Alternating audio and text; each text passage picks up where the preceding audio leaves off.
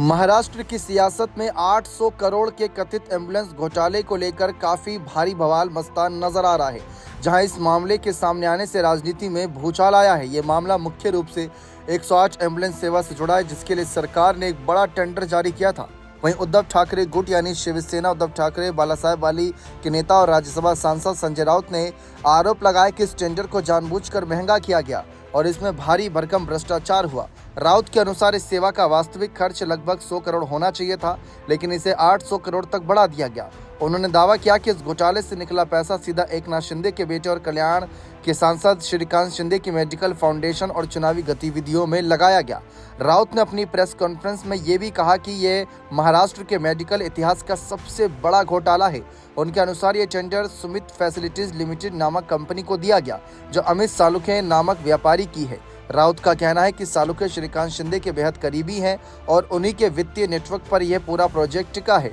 राउत ने आरोप लगाया कि अमित सालुखे की कंपनी को एम्बुलेंस सेवा चलाने के लिए अनुबंध दिया गया और इसके बाद करोड़ों रुपए का प्रवाह शिंदे मेडिकल फाउंडेशन में हुआ। उन्होंने कहा कि ये पैसा चुनावी गतिविधियों के लिए भी इस्तेमाल हुआ है, इसीलिए इस पर प्रवर्तन निदेशालय को जांच करनी चाहिए।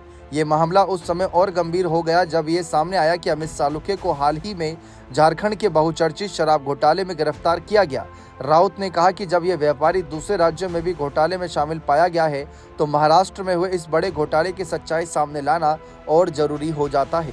राउत ने मांग की कि इस पूरे प्रकरण की जांच ईडी और राज्य की एंटी करप्शन ब्यूरो से कराई जाए, ताकि पता चल सके कि इतना बड़ा फंड आखिर कहां और कैसे खर्च हुआ। दूसरी ओर शिवसेना शिंदे गुट ने इन आरोपों को पूरी तरह से खारिज कर दिया। राज्य के उद्योग मंत्री उदय सामंत ने कहा कि ये सब राजनीतिक साजिश और राउत की आदत है कि वो रोज नए आरोप लगाते रहते हैं। सामंत ने कहा कि श्रीकांत शिंदे एक लोकप्रिय सांसद है और जनता के बीच उनकी छवि को खराब करने के लिए सब झूठ फैलाया जा रहा है।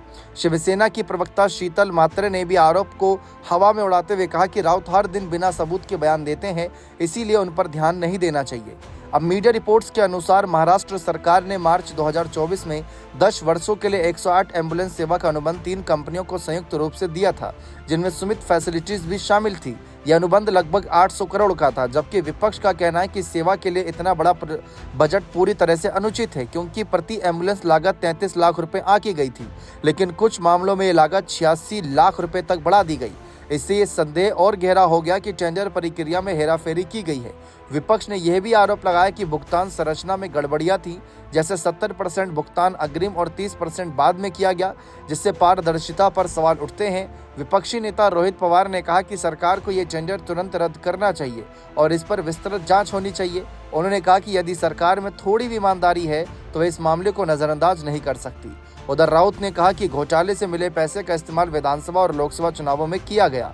उन्होंने ये भी कहा कि जल्द महाराष्ट्र में राजनीतिक समीकरण बदल सकते हैं और एक नया कैबिनेट बंद सामने आ सकता है।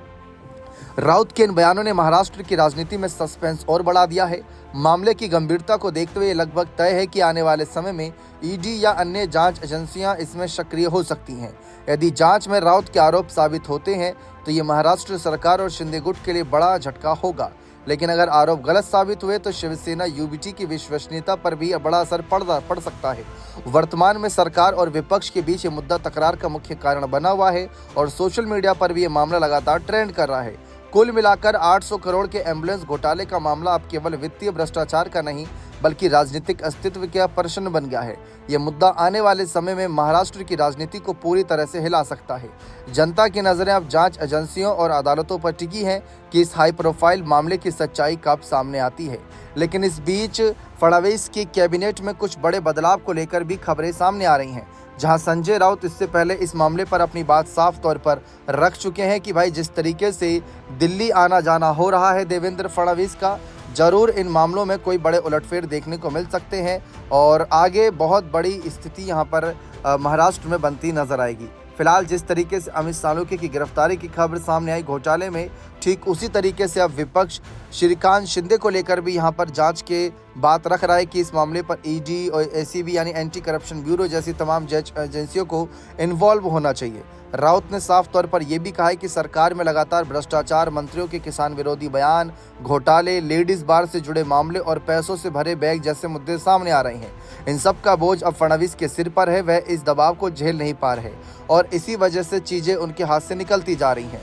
इसके साथ साथ उन्होंने अमित सालुखे के मामले पर भी साफ तौर पर अपनी बात रखी, जहां बताया कि गुरुवार को झारखंड से एक टीम आई और अमित सालुखे को गिरफ्तार करके अपने साथ ले गई। अमित सुमित फैसिलिटी नाम की कंपनी के डायरेक्टर और 108 एम्बुलेंस घोटाले के मास्टरमाइंड माने जाते हैं।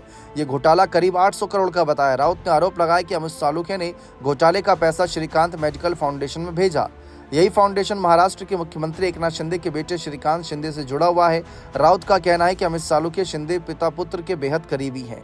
इसके साथ साथ राउत ने दावा किया कि अमित सालुखे की गिरफ्तारी आसान नहीं थी और सरकार अब ये पता करने में लगी है कि घोटाले का पैसा कहां गया। साफ तौर पर इसमें कई सारे खुलासे संजय राउत करते नजर आ रहे हैं, लेकिन अब उनका ये कहना कि भाई 4 मंत्रियों की छुट्टी लगभग तय है। संजय राउत ने हाल ही में ये खुलासा किया था कि पहले से ही कह रहे थे कि 4 मंत्रियों को हटाया जाएगा। अब जब मुख्यमंत्री दिल्ली में है तो मंत्रिमंडल में बड़े बदलाव और एक नई कैबिनेट को लेकर बात हो रही है। उनका दावा है कि इन सब का फैसला दिल्ली से ही होगा। अब जिस तरीके से हाल ही में शिंदे गुट और बीजेपी के बीच भी कुछ तनातनी देखने को मिली थी, जहां शिंदे गुट के कुछ विधायकों के बगावती सुर से जो है आगे काफ़ी कुछ सवाल उठने शुरू हुए थे। अब इस बीच ये भी माना जा रहा है कि क्या यहाँ पर श्रीकांत शिंदे को लेकर भी कुछ बड़े फैसले लिए जाएंगे। इस बीच मंत्रिमंडल में फेरबदल की सुगबुगाहट अब जब तेज हुई तो उद्धव ठाकरे गुट के नेता संजय राउत ने इस मामले पर और भी बातें रखी, जहां कृषि मंत्री माणिक राव कोकाटे का रमी खेलते वीडियो साझा करते हुए लिखा था कि 4 मंत्री निश्चित रूप से घर जा रहे हैं, 5वां भी मुश्किल में है। वहीं बीजेपी नेता सुधीर मुनगंटीवार ने इससे इनकार कर दिया। उनका कहना है कि फिलहाल कैबिनेट में बदलाव होने की कोई संभावना नहीं। शुक्रवार को पत्रकारों से बात करते हुए पूर्व कैबिनेट मंत्री व पूर्व महाराष्ट्र बीजेपी अध्यक्ष मुनगंटीवार ने कहा कि मेरा मानना है कि फिलहाल मंत्रिमंडल में फेरबदल की कोई संभावना नहीं, क्योंकि आने वाले समय में महानगर पालिका जिला परिषद के चुनाव होने वाले हैं। ऐसे में लगता है कि उन जिलों के मंत्रियों या नेताओं को अस्थिर करने का काम किया जाएगा। ऐसी तमाम सारी बातें खैर सामने आ रही हैं, लेकिन फिलहाल जिस तरीके से अब यहाँ पर एक चर्चा उठी और इस बीच यहाँ पर महाराष्ट्र में ये भी खबरें सामने आई कि महाराष्ट्र में फोन टैप को लेकर भी भारी बवाल मचता नजर आया, जहां एनसीपी शरद पवार विधायक रोहित पवार ने आरोप लगाया कि प्रदेश सरकार के मंत्रियों को जासूसी का डर है। इस डर से कई मंत्री अपना फोन नंबर बदल रहे हैं। हालांकि फोन टैपिंग के आरोप पर एनसीपी नेता और डेप्यूटी सीएम अजित पवार ने कहा कि ऐसे आरोप लगा रहे हो तो फिर आप सबूत ही पेश करें। यह आरोप कैबिनेट में फेरबदल की अटकलों के पहले लगाया गया है। अब जिस तरीके से ये घटनाक्रम एक एक करके सामने आ रहे हैं, इस पर एक चर्चा ही बनने, जहां उप मुख्यमंत्री अजित पवार ने कहा कि आरोप लगाना आजकल फैशन हो गया, जिसको जो मन करता है आरोप लगा देता है। अगर ऐसे आरोप लगाने हैं तो पहले सबूत भी देना चाहिए। अब देखते हैं कि इतने बड़े घोटाले में जब एकनाथ शिंदे के बेटे का नाम जोड़ा जा रहा है संजय राउत के द्वारा, तो आगे क्या कुछ बातें सामने आती है, क्या कुछ बातें सामने आएंगी भी, या संजय राउत के द्वारा ये बातें जो की जा रही है हवाई हैं। ऐसे में श्रीकांत शिंदे को लेकर जो बातें रखी गई ये सचमुच चौंकाने वाली हैं। क्या संजय राउत का जो दावा है कि अमित सालुखे के बाद कि श्रीकांत शिंदे का नंबर घूम सकता है गिरफ्तारी का, अब देखते हैं इस मामले पर आगे क्या खुलासे होते हैं। बने रहें चैनल के साथ। बहुत बहुत शुक्रिया।